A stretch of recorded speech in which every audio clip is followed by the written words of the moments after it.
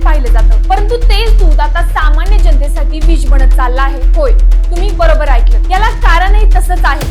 नमस्कार शेतकरी बंधू आणि भगिनींनो, पालवी अॅग्रिको मधून मी मोनिका आपल्या सर्वांचं आजच्या दूध भेसळ प्रकरण विषयक व्हिडिओमध्ये हार्दिक स्वागत करते. मंडळी, धुळे येथील शिरपूर गावामधील सध्या अशीच एक दूध भेसळ घटना सगळ्यांचं लक्ष वेधून घेत आहे.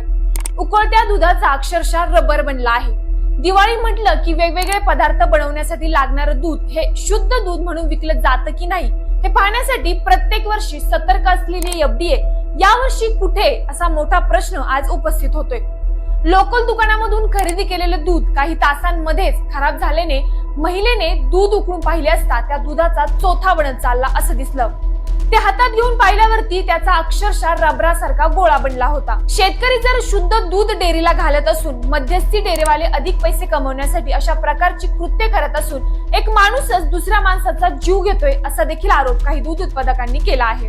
सामान्य जनता आपल्या घरातल्या लहान मुलांसाठी पौष्टिक पदार्थ म्हणून दुधाची खरेदी करतात, परंतु ते न्यूट्रिशन देत नसून विष पाजताय की काय अशी भीती त्यांच्या मनात पसरली आहे.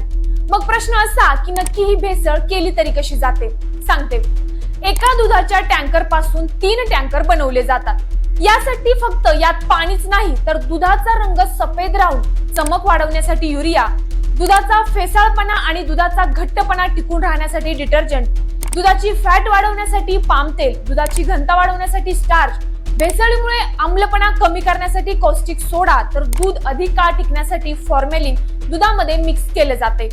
मागील 3 महिन्यांपूर्वी देखील अशीच भेसळ मोठ्या प्रमाणात वाढली होती. त्यानंतर पुन्हा एकदा हे चित्र आपल्याला पाहायला मिळालं आहे. मग नक्की यावर सरकार गप्प का आहे? FDA ऍक्शन मोडवर नक्की येणार तरी कधी? महाराष्ट्रात भेसळ तपासणीच्या फक्त 11 प्रयोगशाळा असून त्या 18 करण्याच्या सरकारच्या निर्णयाचं पुढे झालं तरी काय? असे विविध प्रश्न आज पुढे येत आहेत.